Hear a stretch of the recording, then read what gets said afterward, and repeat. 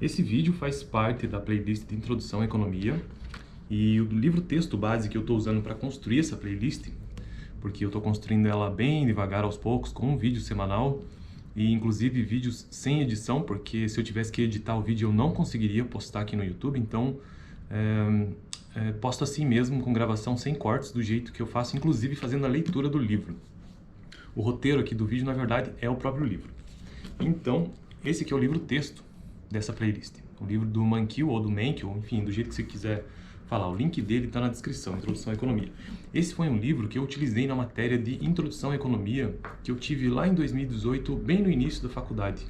Para quem não sabe, eu ainda não me formei em Economia, eu sou estudante da Universidade Federal do Paraná, mas eu já apresentei minha monografia, já passei, inclusive, fui aprovado, né? E já fiz a prova do ENAD. Se vocês olharem os vídeos aqui no canal, vocês vão ver todo esse histórico lá, desde quando eu fui defender o meu TCC na banca até quando eu fiz a prova do ENAD também. Então, tô quase lá, mas ainda não colei grau. Aliás, já colei grau. Isso inclusive é uma novidade aqui para quem me acompanha no canal. Colei grau que dia é hoje? Dia 19? Eu acho que foi dia... Sabe que eu não lembro, mas acho que foi semana passada. Foi semana passada com certeza, só não lembro o dia, porque a minha colação de grau não foi numa cerimônia de costume, ela foi feita de forma remota, porque eu fiz essa opção. Só que ainda não foi emitido o meu certificado de conclusão do curso, meu diploma, né? Quando eu sair eu vou fazer um vídeo mostrando aqui e também trazendo um relato sobre essa faculdade de modo geral, beleza? Bom, mas no vídeo de hoje, qual que é a ideia? Se vocês já anotaram, eu estou construindo essa playlist de Introdução à Economia e nos vídeos anteriores eu comecei falando sobre os 10 princípios de economia que o Mankiw traz no livro dele. Então, no vídeo de hoje eu quero fazer um resumão, bem rapidão mesmo, de cada um dos princípios, tá? Mas antes de entrar neles, propriamente dito, só quero avisar que os próximos vídeos, depois desse aqui, nós vamos entrar em outro tema, já que eu ainda vou escolher aqui no livro. Provavelmente eu vou seguir mesmo a ordem do livro, porque os 10 princípios de economia é o capítulo 1 do livro. E esse texto do Mankiw tem 36 capítulos. E como ele é um livro de introdução à economia, ele apresenta os temas, os conteúdos e todos os textos baseados em 3 eixos. Então, são temas de introdução à economia, temas de microeconomia e temas de macroeconomia. São esses 3 eixos, sempre. E alguns capítulos, por exemplo, o capítulo 1 até o capítulo 36, todos tratam de introdução à economia no livro, beleza? O capítulo 1 até o capítulo 22, inclusive os princípios, tratam dos princípios de microeconomia. Já os capítulos 1 até o capítulo 9 trata de macroeconomia e o capítulo 23 até o 36 é de macroeconomia. Então veja que tem capítulos que são de micro e outros que são de macro, beleza? Eu vou até mostrar aqui, ó. Vale a pena ter esse livro, hein, quem tiver interesse. Eu não tenho esse livro porque eu não consigo comprar agora, né? Mas quando eu puder eu vou comprar. Então essa é a estrutura do livro. E eu quero passar o máximo de conteúdo dele, já que estou fazendo com calma mesmo, né? Então beleza, vamos lá para os princípios de economia. Eu já falei sobre os 10 vídeos, cada vídeo contendo um desses princípios. E hoje então uma visão geral. Deixa eu só achar aqui, né? Bom, os 10 princípios de economia. A palavra economia vem do termo grego oikonomos, ou então oikonomos, e pode ser entendido como aquele que administra um lar. Essa é a introdução, coisa básica que ele traz no livro. E, para esse autor, economia é o estudo de como a sociedade administra seus recursos escassos. Economia é o estudo de como a sociedade administra seus recursos escassos, beleza? E tratando dos princípios, dos 10 princípios, eles estão subdivididos em 3 grandes categorias. Por que existem princípios? Eles existem para tentar explicar alguma coisa, para tentar dar uma fundamentação teórica ou lógica para alguma coisa. E os 10 princípios, eles, de modo geral, eles buscam explicar 3 coisas. A primeira delas é como que as pessoas tomam decisões. Então, esses princípios querem deixar mais claro como que as pessoas tomam decisões. E o princípio 1, o princípio 2, o princípio 3 e o princípio 4 estão relacionados a isso. Então, esses princípios tentam explicar como as pessoas tomam decisões. Já o segundo grande grupo de princípios sai um pouco de como as pessoas sai um pouco dessa esfera de tentar explicar de como as pessoas tomam decisões e sai para uma coisa um pouco mais social. Então, os princípios 5, 6 e 7 buscam explicar como as pessoas interagem, Então, o primeiro é como as pessoas tomam decisões, o primeiro grande grupo de princípios, o segundo é como as pessoas interagem, e o terceiro grande grupo, que é o princípio 8, 9 e 10, é como a economia funciona. Então, veja que todos esses 10 princípios estão alicerçados, então, em 3 grandes grupos, por assim dizer. Vamos começar, então, tentando entender como as pessoas tomam decisões. Lá no início, nós falamos sobre o princípio 1, que foi as pessoas enfrentam trade-offs. De forma muito, muito resumida, as pessoas enfrentam trade-offs. Trade-offs significa que nada é de graça, que não existe almoço grátis. Então, sempre que existe a necessidade de tomar uma decisão, você está optando por alguma coisa, outra coisa deixa de ser feita. Então, aqui o que ele está dizendo é isso, que as pessoas sempre enfrentam trade-offs, ou escolhas conflitantes. Nem sempre é possível ficar com mais de uma opção, beleza? Essa é a ideia do princípio 1.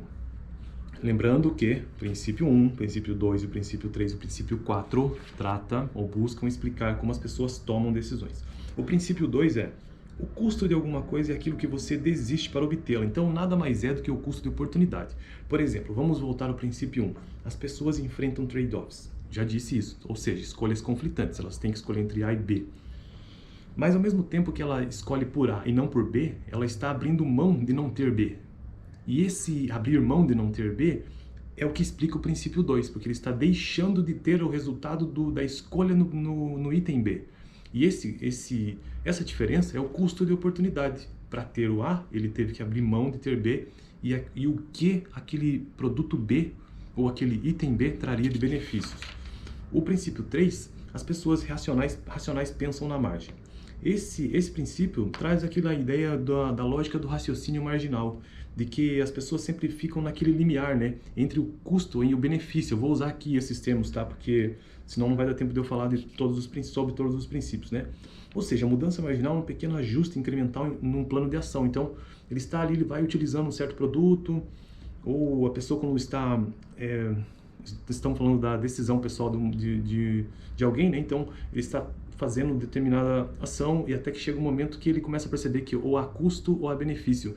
E isso é pensar na margem, nesse limiar, até que chegue nesse momento. Isso se aplica em muita coisa. Princípio 4, as pessoas reagem a incentivos, esse já fala por si mesmo, né?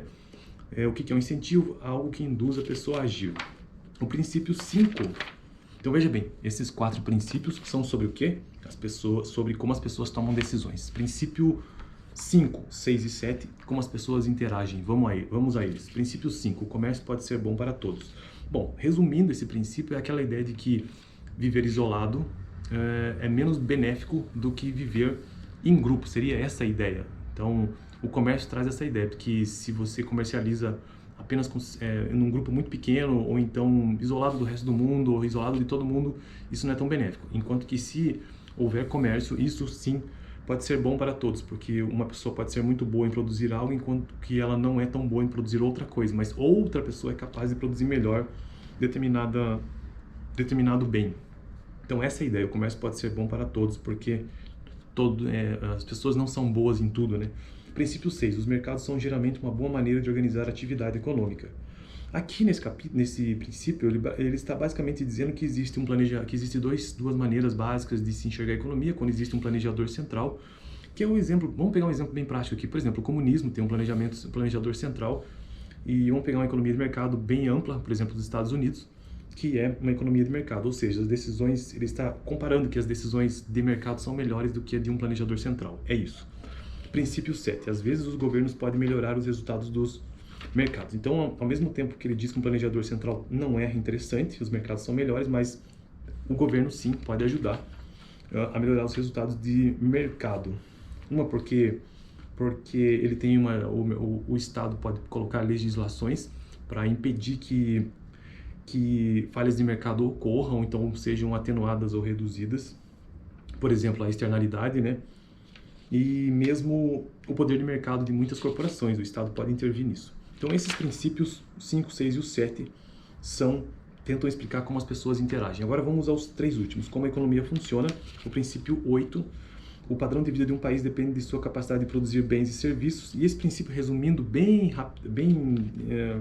de forma simples, tem relação com a produtividade. Quanto maior a sua produtividade, segundo Mankiw, maior então a prosperidade e o padrão de vida de um país. O princípio 9, os preços sobem quando o governo emite moeda demais. Aqui começa a entrar na explicação do que seja inflação, né? O que é inflação? É o aumento do nível geral dos preços. Então, os preços vão subindo, e isso ao longo do tempo isso se chama inflação.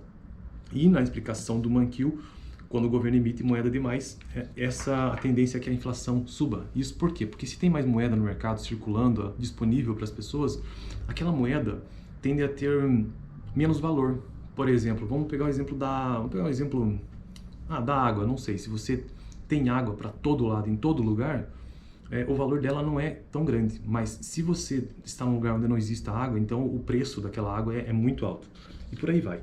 O princípio 10, a sociedade enfrenta um trade-off de curto prazo entre inflação e desemprego. Nesse princípio, ele busca explicar que, ao mesmo tempo que se emitir moeda gera inflação, mas no curto prazo existe esse trade-off entre inflação e desemprego, porque no longo prazo, sim, emitir moeda gera inflação.